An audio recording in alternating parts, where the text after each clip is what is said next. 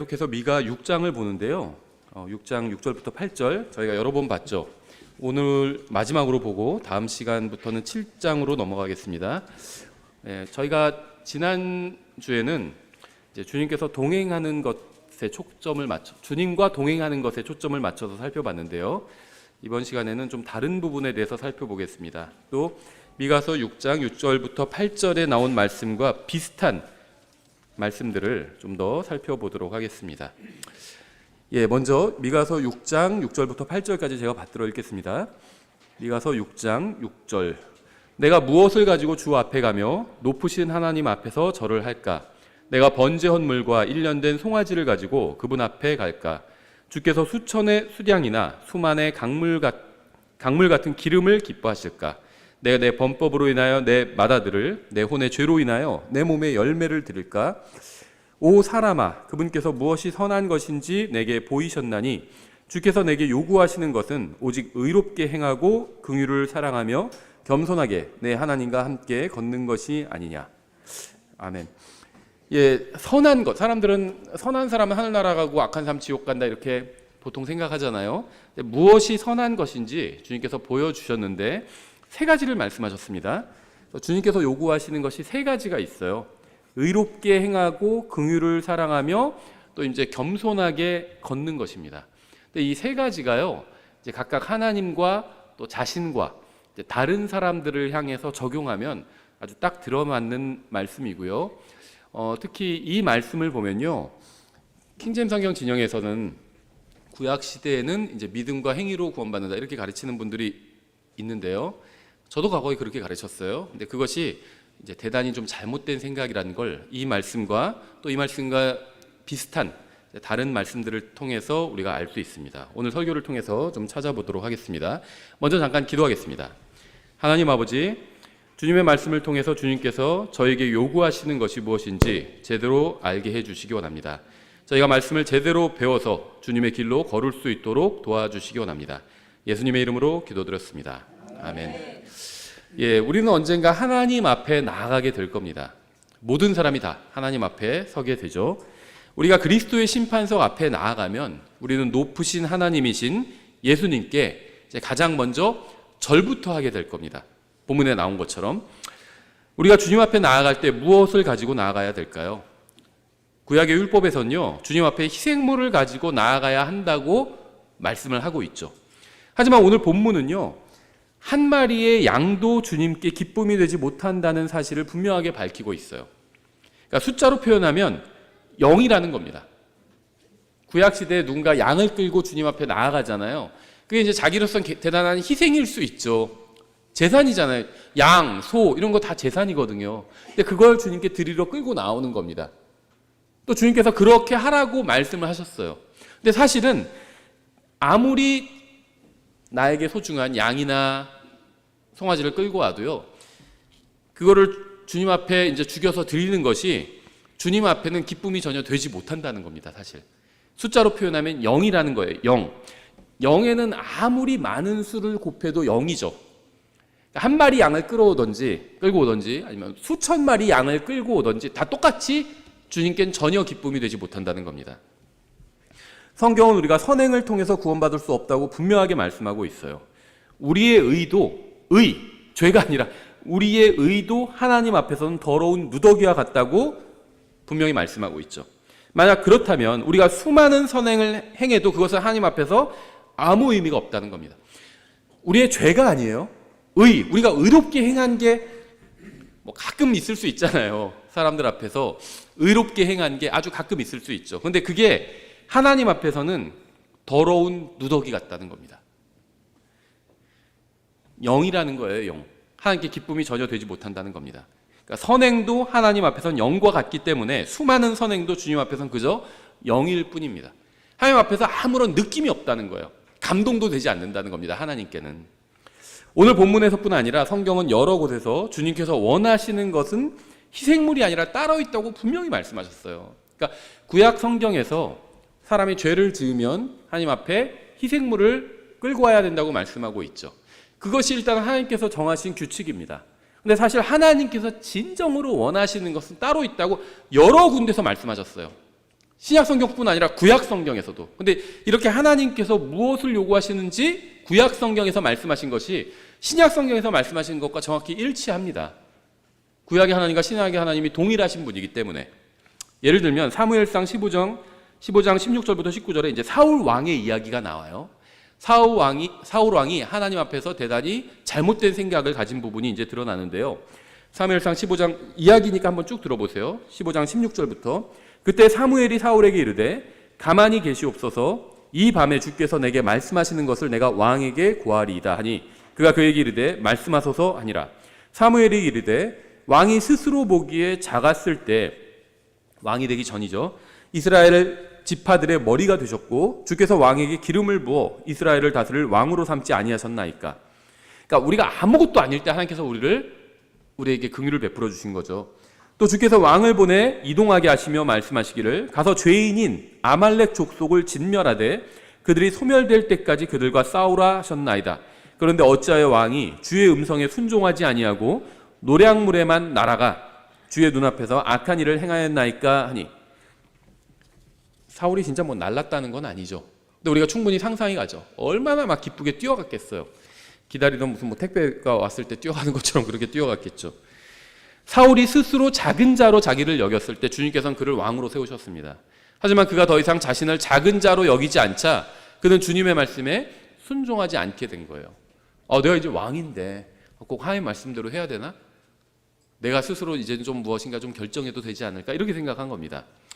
계속해서 20절 사울이 사무엘에게 이르되 참으로 나는 주의 음성에 순종하여 주께서 나를 보내신 길로 가서 아말렉 왕 아각을 끌어왔고 아말렉 족속을 진멸하였으나 다만 백성이 길갈에서 주 당신의 하나님께 희생물을 드리려고 노량물 중에서 양과 소와 또 마땅히 진멸시켜야 할 것들 중에서 가장 좋은 것을 취하였나이다 하매. 궤변이죠. 하나님의 말씀에 순종하지 않았지만 순종했습니다. 이렇게 얘기하는 겁니다. 모르겠어요. 요즘엔 뭐 이런 식의 화법이 있는 것 같아요. 술을 마셨지만 뭐 음주운전하지 않았다. 이런 게 유행이었죠. 이런 말이 예전에. 하나님의 말씀에 순종하지 않았지만 그래도 순종했습니다. 이런 식으로 말하는 겁니다. 궤변입니다. 그냥. 순종하려고 했는데 또 가장 좋은 건 하나님께 드리는 게 낫지 않을까. 하나님을 위해서 그랬다는 겁니다. 하나님을 위해서 하나님의 말씀에 순종하지 않았다는 거예요. 거짓말하는 거죠. 핑계를 대고 있는 건데요. 핑계는요, 회개하지 않았다는 것을 의미합니다. 진정으로 회개한 사람은 핑계를 대지 않아요. 사울은 자신이 결정권자인 왕인데도 불구하고 마치 백성에게 책임이 있는 것처럼 변명했습니다. 백성이 잘못했으면 백성은 왕의 명령에 따라서 움직였을 뿐이잖아요. 결정권자인 자기가 잘못한 거죠. 가정이 엉망이면요, 1차적인 책임은 부모, 또 가정의 머리인 아버지한테 있는 거죠. 그렇죠. 교회가 엉망이면요, 1차적인 책임은요, 성도들에게 성경을 가르친 목사에게 또 책임이 있는 거죠. 예전에 만나면 항상 자기 교회 성도들 욕하는 목사님도 본 적이 있어요. 성도들이 막 엉망이라고. 왜 엉망일까요? 누워서 침 뱉기죠. 자기가 성경을 제대로 못 가르쳤으니까 엉망인 거죠.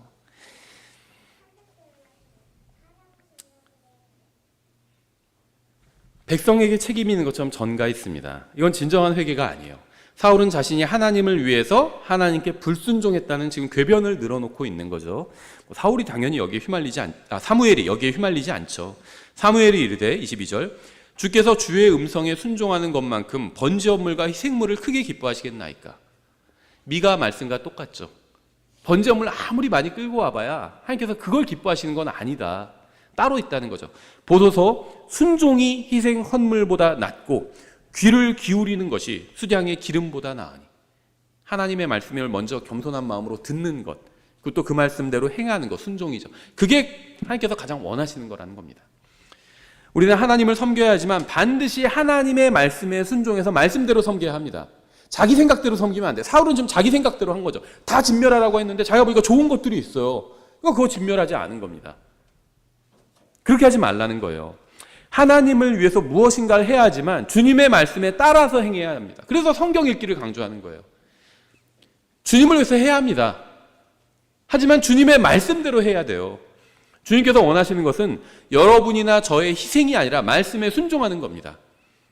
23절 거역하는 것은 마술죄와 같고 완고한 것은 불법과 우상 숭배와 같나이다.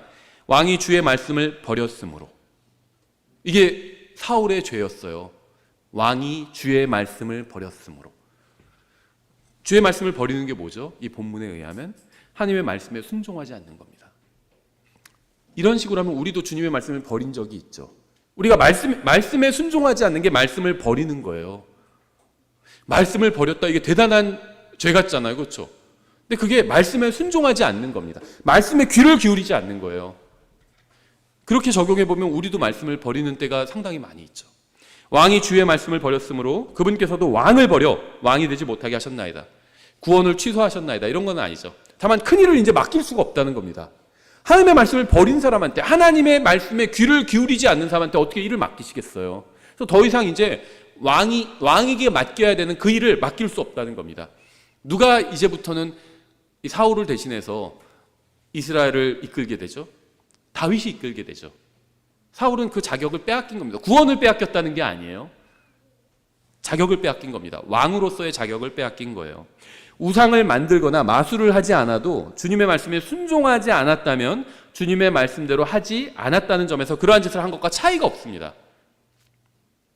60점이 커트라인인데 30점을 맞건 25점을 맞건 똑같다는 거예요. 30점 맞은 사람이 나는 그래도 너보단 공부 잘했어. 넌 25점 맞았잖아. 이게 의미가 있을까요? 둘 다 떨어졌어요. 둘 다. 의미가 없습니다. 그렇죠? 난 우상 숭배는 안 해. 그래도 나 저 사람들처럼 난 동성연애는 안 해. 근데 나도 말씀대로 살지 않아요. 말씀에 귀를 기울이지 않아요. 그러면 똑같은 거예요. 물론 동성연애가 더 악한 죄죠. 우상 숭배가 더 악한 죄죠. 하지만 말씀대로 하지 않았다는 점에서, 주님의 말씀을 버렸다는 점에서는 똑같은 겁니다. 구원을 잃어버린다, 그런 얘기를 하는 게 아니에요. 주님을 기쁘시게 하는 것에 대한 이야기를 하는 겁니다. 사울은요, 구원 받는데 실패한 게 아니에요. 구원은 구약이나 신약이나 하나님을 믿고, 사울이 하나님의 존재를 부인하지 않았죠. 사무엘이 하는데 하나님이 어디 있어요? 이러지 않았습니다. 사울이 지금 구원을 잃어버린 게 아니에요. 사울이 잃어버린 건요, 주님을 기뻐하시게 하는 것을 잃어버린 겁니다. 그게 거기서 실패한 거예요. 구원 받는데 실패한 것이 아니라 주님을 기쁘시게 하는 것에 있어서 실패한 겁니다. 우리가 하나님의 말씀에 순종하지 않는다면 주님께서는 우리가 행하는 그 어떤 선한 행위나 종교적인 행위도 원하지 않으신다는 겁니다. 말씀에 순종하지 않고 내 생각대로 하나님 섬기는 것은 하나님께서 원하지 않으신다는 거예요. 이제 구약 성경에 우리가 지금 사무엘상 찾아봤더니 똑같죠. 미가서 말씀과 이 구약 전반에 있는 말씀이 하나님께서 원하시는 게 뭔지, 뭐 믿음, 하나님 믿고 그다음에 또 뭐 율법의 행위대로 하고, 그것이 아니라 그 중심을 봐야 돼요. 하나님께서 원하시는 것이 무엇인지. 호세아서 6장 6절 이렇게 되어 있어요. 나는 긍휼을 원하고 희생물을 원치 아니하며 번제 헌물보다 하나님 아는 것을 더 원하였으니. 주님께 희생물을 드려도 긍휼을 베풀지 않으면 주님께서는 그 희생물을 받지 않으신다는 겁니다. 마태복음 5장에도 비슷한 말씀이 있어요. 23절에 그러므로 내가 내 예물을 제단으로 가져오다가 너를 대적할 어떤 일이 내 형제에게 있음을 거기서 기억하거든 내 예물을 거기에 제단 앞에 두고 내 길로 가서 맨 먼저 내 형제와 화해하고 그 뒤에 와서 내 예물을 드리라. 도저히 화해할 수 없는 사람이 있어요. 그렇죠? 그럼 어쩔 수 없습니다. 그 사람은. 근데 충분히 화해할 수도 있는 사람도 있는데 내가 그 사람과 계속 대적해요. 그렇게 하지 말라는 겁니다. 그 사람과 화해하라는 거예요. 화해할 수 있는 사람과는 화해하라는 겁니다. 성경에서 가능하면 모든 사람과 화평하게 지내라고 말씀하고 있거든요. 가능하면. 불가능한 사람도 있어요. 아무리 그 사람과 잘 지내려고 해도 그 사람이 거부하고 계속 나를 공격하는 사람도 있습니다. 그럼 그건 어쩔 수 없어요. 근데 그렇지 않은 사람들도 있어요. 관계가 좀 안 좋은데 손을 먼저 내미니까 상대방도 손을 붙잡는 경우가 있죠. 그럴 때 화목하게 지내라는 겁니다. 무엇이 더 중요한지가 나와 있죠. 예물을 하나님께 드리는 것도 중요합니다.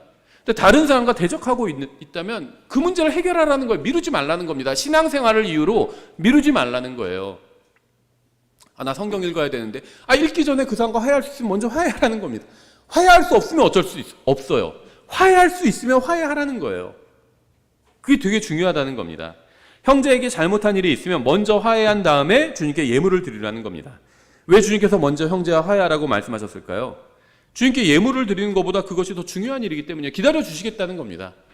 사람과 잘 지내는 것도 중요하다는 거예요. 난 하나님과만 잘 지내는 게 중요해. 그건 자기 생각이죠. 사람하고도 잘 지내야 됩니다. 화해할 수 있으면 화해하는 거예요. 화해할 수 없으면 그건 어쩔 수가 없습니다. 그렇죠? 바른 마음을 가지고 있지 않다면 단순히 주님께 예물을 드리는 것으로는 아무 의미가 없을 수도 있다는 겁니다. 마음속으로는 다른 사람들을 다 미워해요, 막. 그러면서 나는 주님을 섬기고 있어. 그런 자부심을 갖고 있다면 그건 대단히 잘못된 생각이라는 겁니다. 미가서 6장 8절 오 사람아 그분께서 무엇이 선한 것인지 내게 보이셨나니 주께서 내게 요구하시는 것은 오직 의롭게 행하고 긍휼을 사랑하며 겸손하게 내 하나님과 함께 걷는 것이 아니냐. 의롭게 행한다는 건요, 바르게 행하는 것을 의미합니다. 해야 할 일을 하는 거예요. 지불해야 될 것이 있으면 지불하는 겁니다. 돈이 있는데도 막 거래처에 거짓말해가지고 막 결제해주지 않고 그러지 말라는 거예요. 지불해야 될 게 있으면 지불하라는 겁니다. 돈이 없으면 어쩔 수 없어요. 그렇죠. 뭐 사정할 수밖에 없죠. 근데 있으면 다 줘야 될 건 주라는 거예요. 바르게 행하라는 겁니다. 갚아야 될 게 있으면 갚으라는 거예요. 없으면 어쩔 수 없죠. 그럼 가서 부탁을 해야죠. 조금만 더 기다려 달라고. 근데 있어요. 그럼 갚으라는 겁니다. 그게 의롭게 행하고 바르게 행하는 거예요. 우리는 다른 사람이 의롭게 행하도록 할 수는 없지만 나 자신은 의롭게 행할 수 있습니다. 이게 중요해요. 그래서 나 자신에 대해서 우리가 가져야 될 태도는 의롭게 행하는 겁니다. 다른 사람이 의롭게 행하는지 아닌지 바르게 행하는지 아닌지 그건 상관하지 마세요. 우린 다른 사람의 판사가 아니에요.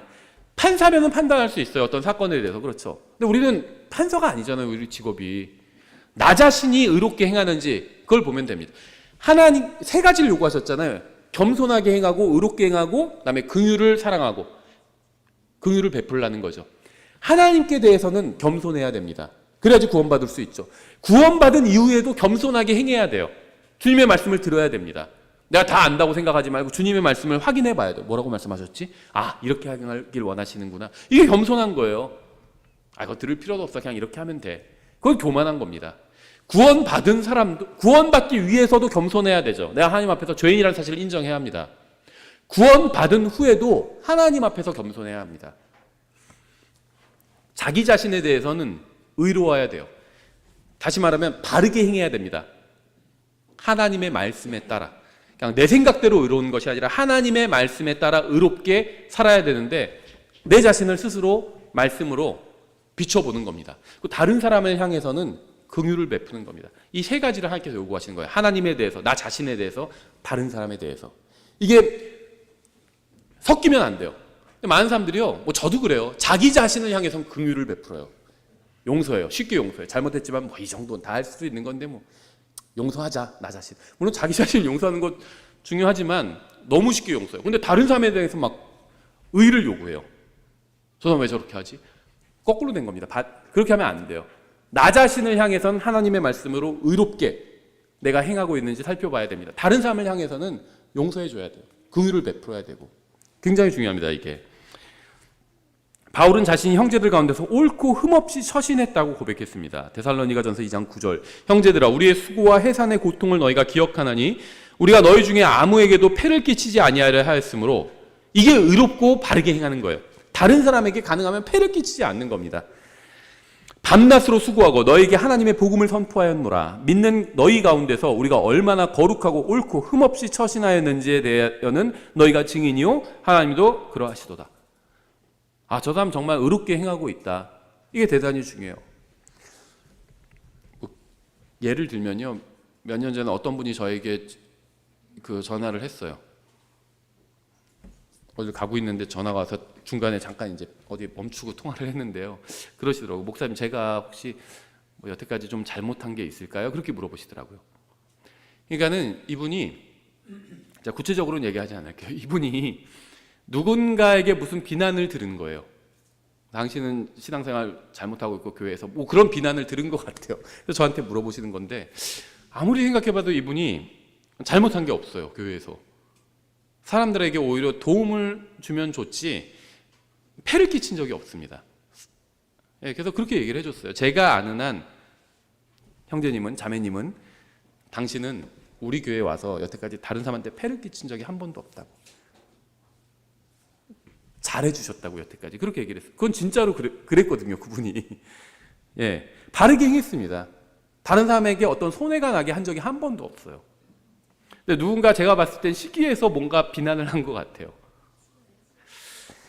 하나님께서는 우리가 다른 사람을 의롭고 바르게 대하는지 지켜보고 계십니다. 이사야서 26장 7절 이렇게 되어 있어요. 곧바름이 의인의 길인즉, 그러니까 의로운 사람은 의롭게 행하죠. 근데 다른 말로 하면 곧바르게, 올바르게, 바르게 행한다는 겁니다. 곧바름이 의인의 길인즉 지극히 곧바른 주께서 의인의 행로를 다시나이다. 하나님께서는 단순한 행위만이 아니라 사람의 마음과 속 중심을 보십니다. 시편 7편 9절 오 사악한 자의 사악함을 끝내시고 오직 의로운 자를 굳게 세우소서. 의로우신 하나님께서는 마음과 속 중심을 시험하시나이다. 나의 방벽은 마음이 올바른 자를 구원하시는 하나님에게서 나는도다. 우리는 다른 사람을 의롭고 바르게 대해야 되고요, 다른 사람이 우리를 부당하게 대할 때에는 모든 것을 아시는 하나님을 바라보면 됩니다. 하나님께서 다 판단해 주실 거예요. 미가서 6장에서는요 의롭게 행하고 긍휼을 사랑하라고 말씀합니다. 우리는 자신이 하나님 앞에 있다는 사실을 잊지 말고 의롭게 행해야 합니다. 그리고 동시에 다른 사람에 대한 긍휼도 잊지 말아야 합니다. 굉장히 중요해요. 마태복음 1장 18절 19절에서 어떻게 이제 긍휼로 대하는지가 나와 있는데요. 요셉의 경우죠. 마태복음 1장 18절 이제 예수 그리스도의 태어나심은 이러하니라. 그분의 어머니 마리아가 요셉과 정혼하였을 때 그들이 함께하기 전에 그녀가 성령님으로 말미암아 아이를 뵌 것이 드러나매 그때 그녀의 남편 요셉은 의로운 사람이므로 그녀를 공개적인 본보기로 삼기를 원치 아니하여 은밀히 그녀를 버리려고 마음먹었으나. 요셉은 의로운 사람이었습니다. 그래서 아직 동침하지 않은 마리아를 버리려고 했어요. 마리아는요, 요셉은 아직 마리아가 성령님으로 말미암아 잉태했다는 사실을 몰랐죠. 정혼한 사이였어요. 근데 가만히 보니까 이 여자가 임신을 했습니다. 그러면은 이걸 공개적으로 비난할 수도 있었죠.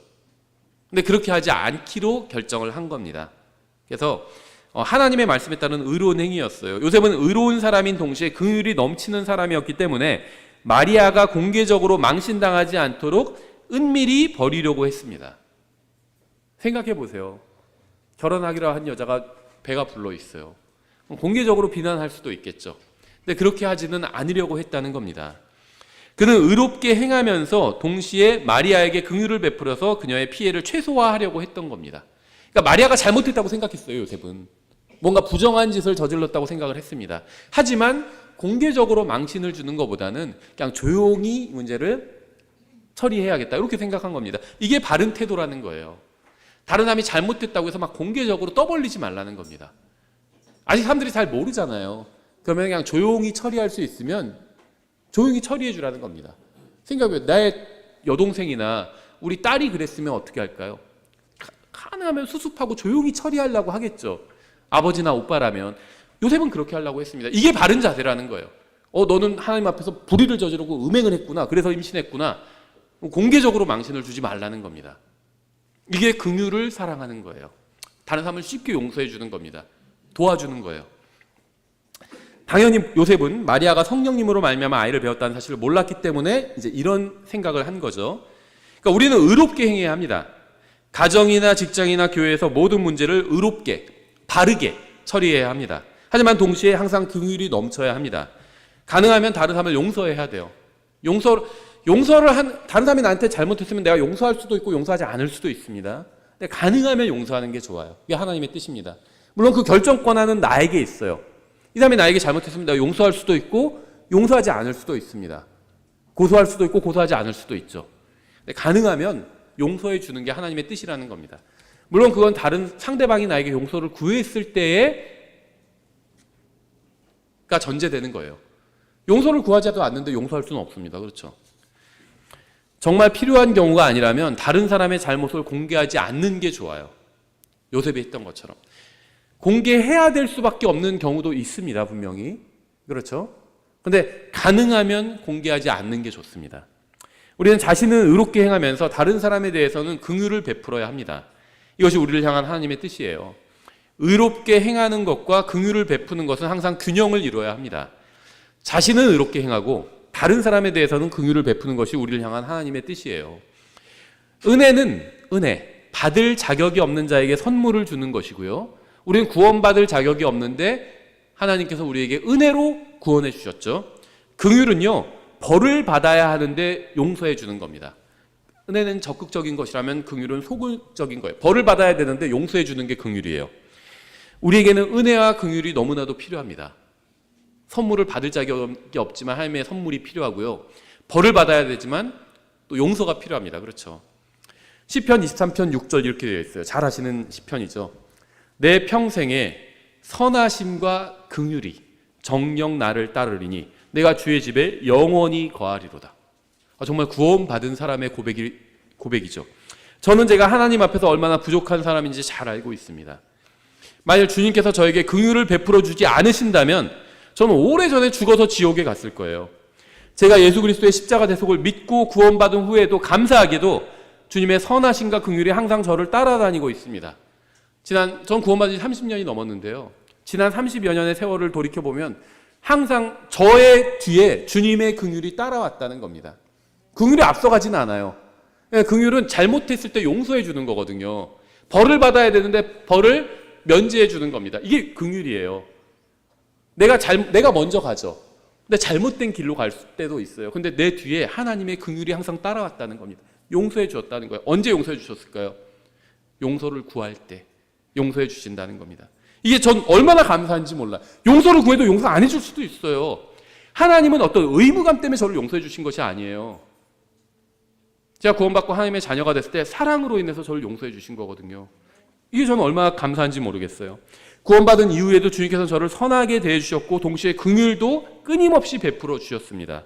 제 뒤에 항상 주님의 선하심과 긍휼이 따라오기 때문에 저는 궁극적으로 아무것도 걱정할 필요가 없었습니다. 하나님은 의로우신 분이지만 동시에 긍휼을 사랑하시는 분이에요. 이게 하나님이 요구하시는 이 세 가지가요, 다 하나님의 성품에 들어가 있습니다. 빌립보서 2장에 잘 나와 있죠. 하나님께서 얼마나 겸손하게 행하셨는지. 창조자 하나님께서 창조물이 되셨어요. 하나님의 겸손을 보여주신 거죠. 또 하나님은 의로우신 분이죠. 또 긍휼을 사랑하시는 분입니다. 만약 주님께서 긍휼을 사랑하시는 분이 아니었다면 모든 사람은 다 지옥에 가 있을 겁니다. 벌써. 주님께서는 의로우신 분이기 때문에 죄를 지은 사람들이 지옥에 가는 거예요. 지금 누군가 지옥에 가 있죠. 사람들이. 그 이유는 뭔지 아세요? 주님께서 의로우신 분이기 때문입니다. 동시에 주님께서는 긍휼이 넘치는 분이기 때문에 모든 죄인이 다 지옥에 가지는 않는 겁니다. 죄인은 지옥에 가야 돼요. 주님께서 의로우신 분이기 때문에 어떤 사람들은 지금 지옥에 가 있는 겁니다. 자신의 죄값을 치르기 위해서. 근데 주님께서는 동시에 긍휼이 넘치는 분이기 때문에 어떤 사람들은 죄인인데도 불구하고 지옥에 가지 않고 구원받은 거예요. 이게 주님의 의로우심과 긍휼입니다. 주님의 긍휼로 인해서 회개하고 용서를 구하는 죄인들은 구원받게 되는 거예요. 모든 가정과 교회는 긍휼로 인해서 깨지지 않고 유지되고 있습니다. 가정에 긍휼이 없다면 가정은 깨지게 됩니다. 은혜와 용서가 없는 가정은 반드시 무너지고 깨지게 되어 있어요. 교회도 마찬가지입니다. 긍휼이 없으면 교회도 깨지게 됩니다. 우리는 하나님 앞에서 의롭게 행해야 하지만 동시에 항상 다른 사람에게는 긍휼을 베풀어야 합니다. 가정이나 교회에서 다른 사람을 용서할 수 있어야 깨지지 않고 가정과 교회가 유지될 수가 있어요. 누가복음 18장 9절에 이 구약 성도들이 어떻게 구원받았는지 아주 잘 나와 있습니다. 믿음과 행위로 구원받지 않았어요. 성경에 단 한 번도 그렇게 말씀하신 적이 없습니다. 누가복음 18장은요, 예수님께서 아직 십자가에 달리시기 전이죠. 구약입니다. 교리적으로는. 위치는 신약이지만 교리적으로는 구약이에요. 유언한 자가 죽어야 이제 유언이 계시되는 거죠. 누가복음 18장 9절, 또 그분께서 자기가 의롭다고 스스로 믿고 다른 사람들을 멸시하는 어떤 자들에게 이 비유를 말씀하시되, 저는요 이게 하나님께서 꼭 소위 성경대로 믿는 사람이라고 스스로를 여기는 사람들에게 하시는 말씀 같아요. 자기는 의롭다고 믿고 다른 사람들은 멸시하잖아요. 난 바른 성경도 있고 바른 교리도 있어. 근데 쟤네들은 뭐야? 성경도 엉터리고 교리도 잘 모르고 멸시합니다. 그렇죠? 이 비유를 말씀하시되, 두 사람이 기도하러 성전에 올라갔는데 하나는 바리새인이요 다른 하나는 세리더라. 바리새인은 서서 자기 홀로 이렇게 기도하여 이르되, 하나님이여, 내가 다른 사람들 곧 착취하는 자들과 불의한 자들과 간음하는 자들과 같지 아니하고 더욱이 이 세리와도 같지 아니함을 감사하나이다. 나는 일주일에 2번 금식하고 내 모든 소유의 11조를 드리나이다 하고, 바리새인은 종교인의 모습을 너무나도 잘 보여주었습니다. 그는 하나님께 기도한 것이 아니라 자기 자신에게 기도했어요. 자기를 만족시키는 신앙이었습니다. 이 정도면 됐지. 나보다 신앙생활 잘하는 사람이 어디 있어? 우리보다 잘 믿는 사람이 어디 있어? 킹제임스 성경 믿는 어떤 목회자가 설교하는 걸 들었는데 우리 교회만큼 잘 믿는 교회가 어디 있습니까? 이렇게 얘기하더라고요. 그 자기보다 설교 잘하는 사람이 어디 있냐고 또 그렇게 얘기하더라고요. 제 설교를 듣는 여러분은 정말 복 받은 겁니다. 이렇게 얘기하더라고요. 바리새인이 생각났어요. 이 사람이 자기 자신에게 기도한 거예요. 너무 뿌듯했던 겁니다. 그의 행위는 하나님이 아닌 자신만을 만족시켰습니다. 하나님은 전혀 만족하지 못하셨어요. 왜냐하면 핵심이 빠졌기 때문에 안고 없는 찐빵이었던 거죠. 그는 자신과 예수님을 비교한 것이 아니라 자기보다 못해 보이는 다른 사람과 비교했습니다. 항상 종교인들이 그래요. 이 정도면 됐지 생각하는 사람이 자기보다 못해 보이는 사람들을 비교합니다. 훌륭한 사람을 비교하지 않아요. 그렇죠. 종교인들이 무슨 뭐 자기를 희생하고 막 무슨 슈바이처나 예를 들면 세상에서 훌륭하다는 사람들 있잖아요. 그런 사람 비교하지 않아요. 한국 사람은 막 자기를 세종대왕이나 이순신 장군 같은 사람 그런 사람이랑 비교하지 않죠. 무슨 연쇄살인마나 무슨 뭐 도둑놈이나 이런 사람과 비교합니다. 그래서 저 사람들보다는 내가 낫지. 그럼 나는 하늘나라 가겠지. 천국에 가겠지. 이렇게 생각하는 겁니다. 세종대왕이랑 이순신 장군이랑 비교했더니 난 괜찮은 사람이야. 이렇게 말하는 한국 사람 본 적이 없어요. 자기보다 항상 못해 보이는 사람과 비교합니다. 하나님의 기준은요, 예수 그리스도예요. 모든 사람이 죄를 지어 하나님의 영광에 이르지 못했다고 그랬죠. 예수님이 하나님의 영광이에요. 그 기준에 이르지 못한 겁니다. 자신과 예수님을 비교한 것이 아니라 자기보다 못해 보이는 다른 사람과 비교한 겁니다. 이 사람은. 불행하게도 대부분의 교회에는 이런 사람들이 항상 있어요. 진짜 교회든 가짜 교회든 좋은 교회든 나쁜 교회든 이런 사람이 항상 있습니다. 이런 부류의 사람들은 항상 다른 사람과 자신을 비교합니다. 다른 가정과 자기의 가정을 비교하면서 자부심을 가져요. 하지만 스스로 만족하는 것은 주님을 믿고 주님과 동행하는 신앙과는 아무 관련이 없습니다. 13절 세리는 멀리 서서 감히 눈을 들어 하늘을 우러러보지도 못하고 다만 가슴을 치며 이르되 하나님이여 죄인인 내게 긍휼을 베푸소서 하니라. 이제 예수님께서 하신 말씀이죠. 내가 너희에게 이르노니 저 사람이 아니라 바리새인 오히려 이 사람이 세리죠 의롭게 되어 자기 집으로 내려갔느니라. 바리새인이 하나님을 믿었죠. 믿음 플러스 행위가 있었죠. 11조도 바치고 구약율법을 다 행했습니다. 믿음 플러스 행위가 있었는데 의롭게 되지 못했습니다. 그렇죠. 구원받지 못했어요. 그런데 이 세리는 어땠죠? 행위가 없었습니다. 하나님은 믿었어요. 아브라함처럼. 행위는 없었습니다. 그런데 의롭게 돼서 자기 집으로 돌아갔죠. 구원받은 거예요. 자기를 높이는 자는 다 낮아지고 자기를 낮추는 자는 높아지리라 하시니라. 하나님께서는 금식하고 11조를 내고 다른 사람보다 자신이 훨씬 더 잘났다고 생각하는 사람이 아니라 겸손하게 자신을 낮추면서 긍휼을 구하는 사람을 높여주셨습니다. 자기 의를 내세운 사람이 아니라 겸손하게 자신이 죄인이라는 사실을 인정하고 주님의 긍휼을 구한 사람이 하나님께로부터 의롭다함을 받았어요. 이것이 바로 구약 성도가 구원받은 방법이고 하나님께서 요구하시는 겁니다.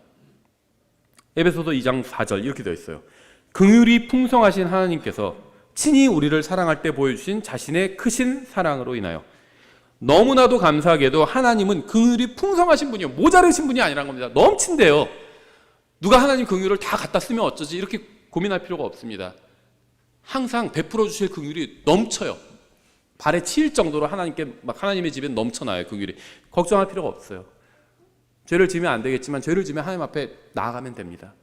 하나님 집에 넘쳐나는 그 긍휼을 달라고 구하면 돼요. 이게 바로 우리가 죄를 지을 때마다 주님 앞에 나아가서 용서를 구할 수 있는 이유죠.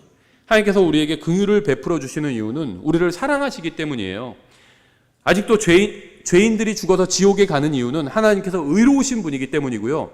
누군가는 지옥에 가지 않는 이유는 긍휼이 풍성하신 하나님께서 용서를 해주셨기 때문입니다. 하나님께 용서를 구하고 하나님께서 그 사람을 용서를 구하는 사람을 용서해 주셨기 때문이에요. 구원받는 방법은 간단해요. 구약시대에 용서를 구하면 용서해 주십니다. 하나님께서 구원받을 수 있어요. 신약도 마찬가지죠. 하나님께 용서를 구하고 예수님의 십자가를 믿으면 구원받는 거죠. 그러니까 신약과 구약의 구원의 차이는 예수님의 십자가가 더해졌다는 거예요. 용서의 근거가 무엇인지를 알게 된 거죠. 구약 성도들은 자기들이 왜 용서받았는지 몰라요. 신약 성도들은 왜 용서받았는지 압니다. 예수님의 십자가 때문에 용서받은 거예요. 내가 받아야 될 벌을 예수님께서 대신 받아주셨잖아요. 이걸 아는 겁니다. 이것만 차이가 있는 거예요. 그 외에는 차이가 없습니다. 구원받는 방법이 똑같아요. 하나님 앞에 나가서 용서를 구하는 겁니다. 이게 기본적인 성경이 말씀하시는 구원받는 방법이에요. 그리고 주님께서 이미 믿고 구원받아 주님의 자녀가 된 우리에게 긍휼을 베푸시는 이유는 우리를 사랑하시기 때문입니다. 마음에 사랑이 가득하면 긍휼은 자동으로 작동합니다. 우리가 아이들의 잘못을 용서할 수 있는 이유는 아이들을 사랑하기 때문이에요. 우리가 다른 사람들을 사랑할수록 그들을 쉽게 용서할 수 있습니다. 시편 35편 9절 이렇게 되어 있어요. 그러면 내 혼이 주를 기뻐하고 그분의 구원을 즐거워하리이다. 내 모든 뼈가 말하기를 주여 누가 주와 같으니까.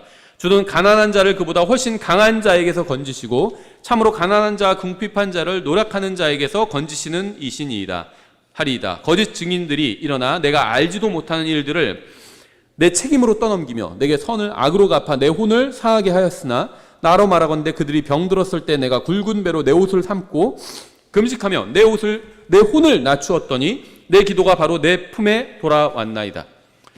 무슨 얘기냐면요, 이 시편 기자는 자신은 의롭게 행했는데 다른 사람들이 자기에게 악하게 행했으나 그들을 위해서 자기는 기도했다고 고백하고 있는 겁니다. 그가 이렇게 행할 수 있었던 비결은 하나님 앞에서 겸손하게 자기를 낮췄기 때문이에요.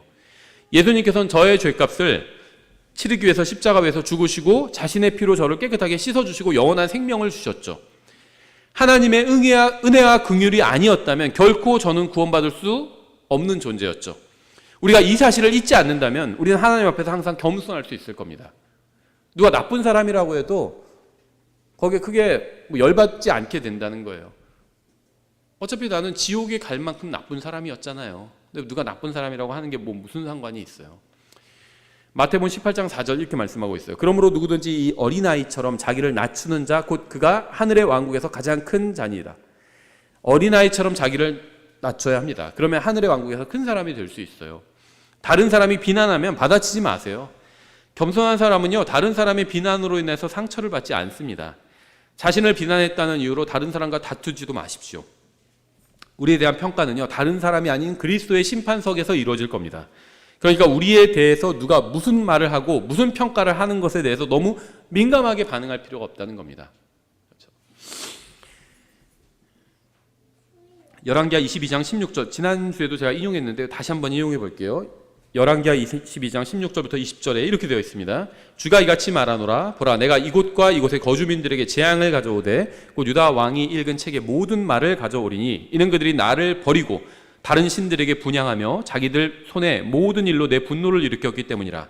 그러므로 내 진노가 이곳을 향해 타올라 꺼지지 아니하리라 하라. 이제 민족적인 심판이 임하게 된다는 겁니다. 그러나 너희를 보내어 주에게 여쭙게 한 유다 왕에게는 내가 그에게 이같이 말하되 주 이스라엘의 하나님이 이같이 말하노라. 그러니까 하나님께서 심판하시겠다고 하면요, 그건 바꿀 수가 없습니다. 다만 회개하면요, 일단 회개한 그 사람의 시대에는 심판을 유예해 주십니다. 면해 주시는 거예요. 주 이스라엘의 하나님이 이같이 말하노라. 내가 들은 말들로 말하건대 내가 이곳과 이곳의 거주민들을 대적하여 말한 것, 즉 그들이 황폐한 자가 되고 저주거리가 되리라고 말한 것을 내가 들을 때 내 마음이 연하여 내가 주 앞에서 내 자신을 낮추며 내 옷을 찢고 내 앞에서 울었으므로 겸손히 행했다는 거죠. 나도 내 말을 들었노라. 주가 말하노라. 그러므로 보라, 내가 너를 내 조상들에게로 거두리니 내가 평안히 거두어져서 내 무덤으로 들어갈 것이요 또 내가 이곳에 내릴 모든 재앙을 내 눈이 보지 아니라. 내리긴 내릴 겁니다. 나중에 너는 용서해 주겠다는 겁니다. 내 눈이 보지 아니하리라 하라 하매 그들이 왕에게 말을 다시 전하니라. 하나님께서는 겸손하게 자신을 낮추는 사람에게 벌을 내리려 하시다가 철회하셨습니다. 이것이 개인과 민족이 구원받은 방법이에요. 개인이 구원받기 위해서 어떻게 해야 되죠? 겸손하게 하나님 앞에서 자기를 낮추는 겁니다. 죄인이라는 사실을 인정하고요, 용서를 구하는 겁니다. 이게 개인이 구원받는 방법이에요. 혼이 구원받는 방법이죠. 민족이 위기로부터 구원받는 방법이 뭐죠? 민족이 하나님 앞에서 회개하고 겸손하게 자기를 낮추는 겁니다. 겸손함을 하나님 앞에 보여드리는 거예요. 그럼 민족이 위기로부터 구원받을 수 있게 됩니다.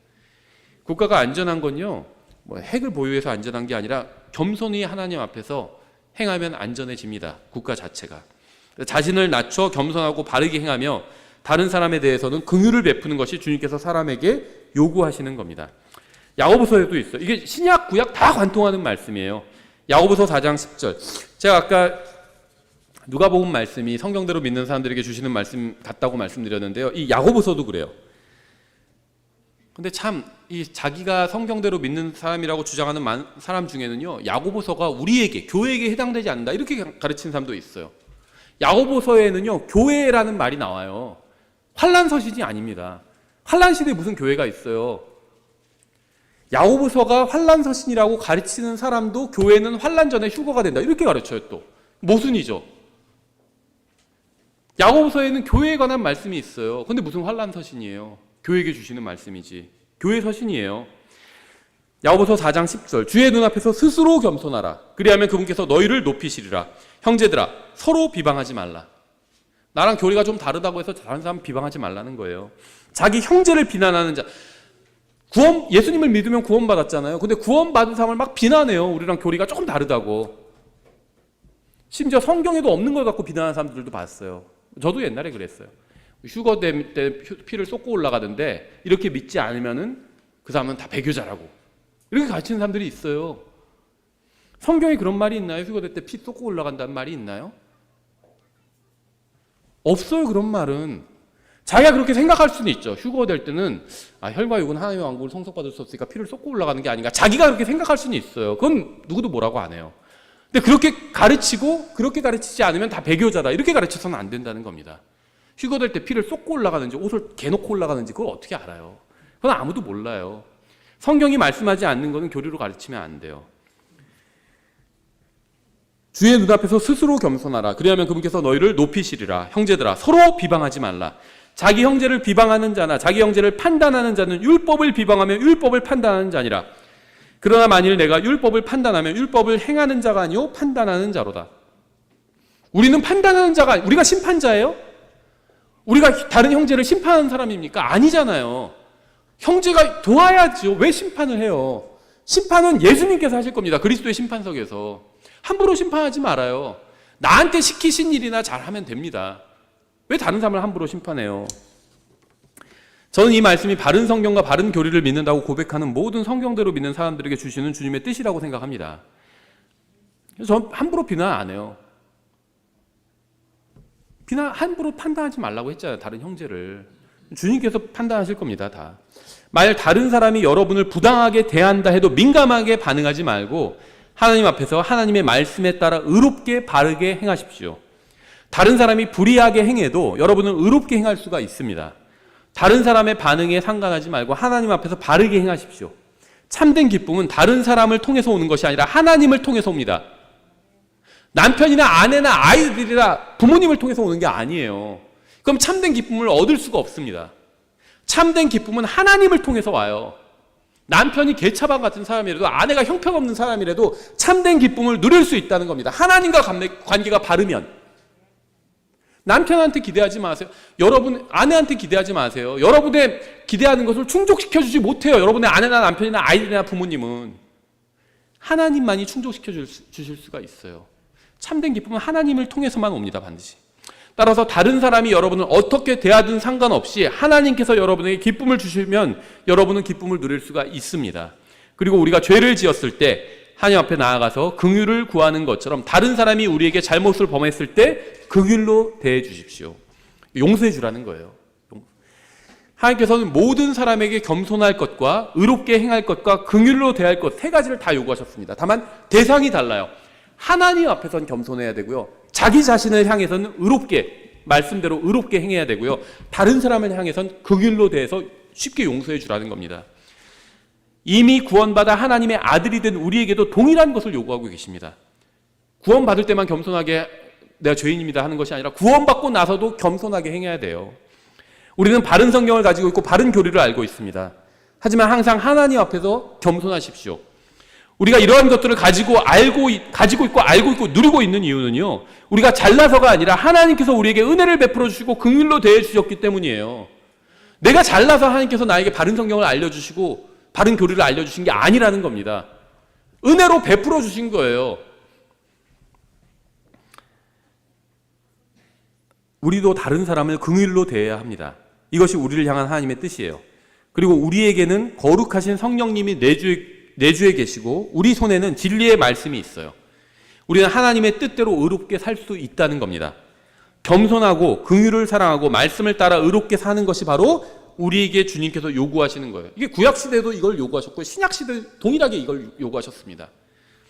주님께서 여러분에게 요구하시는 것을 소홀히 여기지 마십시오. 주님께서는 말씀을 듣고 행하는 사람에게 넘치게 보상해 주실 겁니다. 설교를 요약하면 이렇습니다. 하나님 앞에서 겸손하십시오. 자신은 말씀대로 의롭게 행하십시오. 자기 자신은 할 수 있어요. 여러분이 말씀대로 살 수 있어요. 다른 사람을 말씀대로 살게 할 수는 없어요. 근데 자기는 말씀대로 의롭게 살 수 있습니다. 그렇게 하십시오. 자신을 향해서는. 다른 사람에게는 긍휼로 대해 주십시오. 용서해 주십시오. 이 세 가지가 설교의 핵심이고요. 또 이 세 가지가 하나님께서 여러분을 향해서 요구하시는 세 가지입니다. 기도하겠습니다. 하나님 아버지, 저에게 성경을 주셔서 감사합니다. 저희가 온 마음을 다해 주님의 말씀에 순종하기 원합니다. 주님 앞에서 의롭게 행하고 다른 사람들을 긍휼로 대할 수 있게 도와주시기 원합니다. 예수님의 이름으로 기도드렸습니다. 아멘.